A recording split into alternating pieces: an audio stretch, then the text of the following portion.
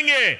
और पहले जब उनकी सरकार थी उन्होंने कहा था कि देश की संपत्ति पर पहला अधिकार मुसलमानों का है। इसका मतलब ये संपत्ति इकट्ठी करके किसको बांटेंगे? जिनके ज्यादा बच्चे हैं उनको बांटेंगे। घुसपैठियों को बांटेंगे। क्या आपकी मेहनत की कमाई का पैसा घुसपैठियों को दिया जाएगा? आपको मंजूर है ये?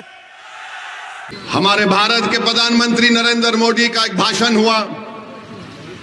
नरेंद्र मोदी ने कोई नई बात नहीं कही, हमेशा कहते हैं, आज भी कह दिया उन्होंने क्या कहा कि मुसलमान बच्चे बहुत पैदा करते हैं।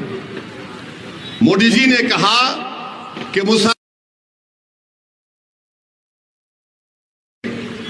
अब हम आपको मोदी जी की इस भाषण का पोस्टमार्टम करते हैं।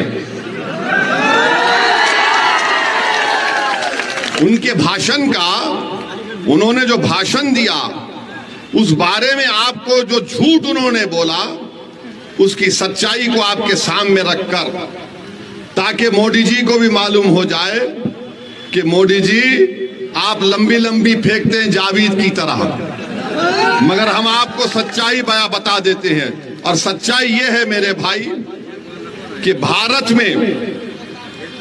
में मुस्लिम हमारी मां और बहनों का जो फर्टिलिटी रेट है वो 2.36 है, कम हुआ है।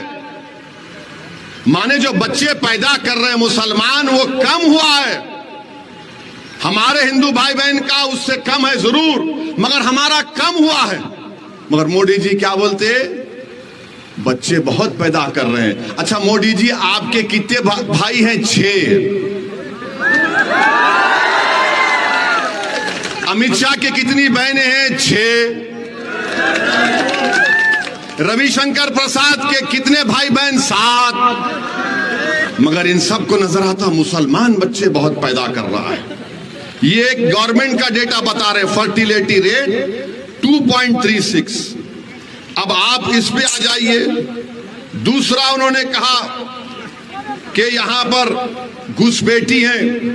15 जुलाई 2014 को गवर्नमेंट ने पार्लियामेंट में इस तरह का कोई जवाब नहीं दिया, कोई एस्टिमेट नहीं है। कहा 25 नवंबर 2014 को गवर्नमेंट ने कहा कि कोई डेटा नहीं है, नंबर नहीं है।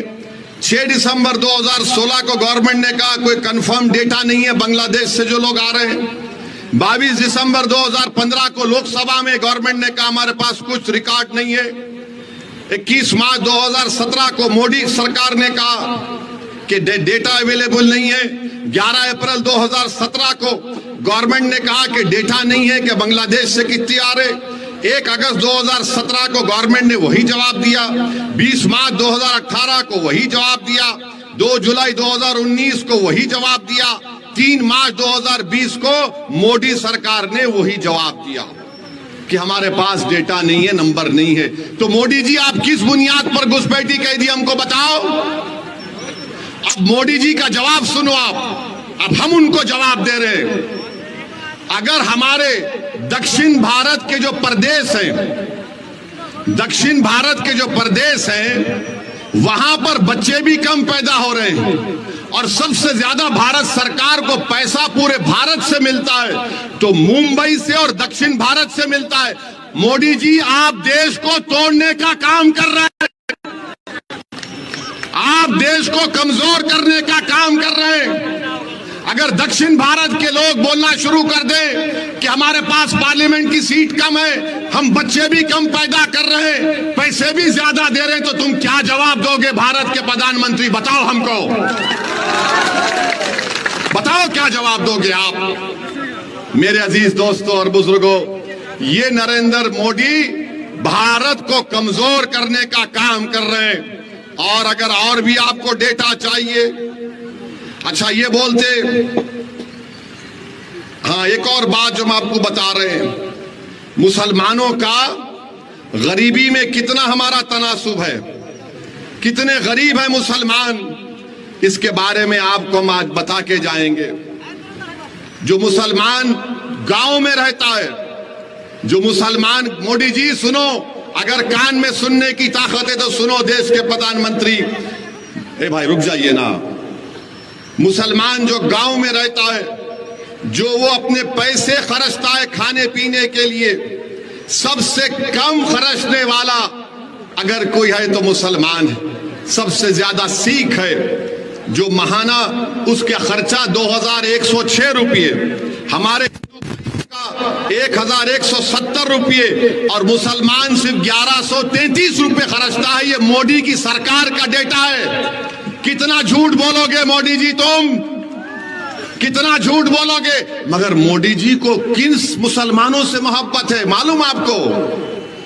कौन से मुसलमान से मोहब्बत है मोदी जी को? दुबई जाएंगे, सऊदी अरब जाएंगे, दुबई और सऊदी अरब जाएंगे तो उसको बोलेंगे या हबीबी, या हबीबी। ऐसा मिलेंगे जैसा कि एक भाई से मिल रहे हैं, और हमको ऐसा देखते हैं, हम घुसपैठी है। मोदी जी, उसका नाम अगर मोहम्मद बिन जायद है तो इसका नाम अख्तर अली ईमान है। दुबई के मुसलमान से मोहब्बत, सऊदी के मुसलमान से मोहब्बत, और सीमांचल के बेटे अख्तर अली ईमान से नफरत क्यों मोदी जी बताओ? नफरत इसलिए है क्योंकि वो आपको कमजोर देखना चाहते हैं। और आज मोदी जी के साथ कौन खड़ा है?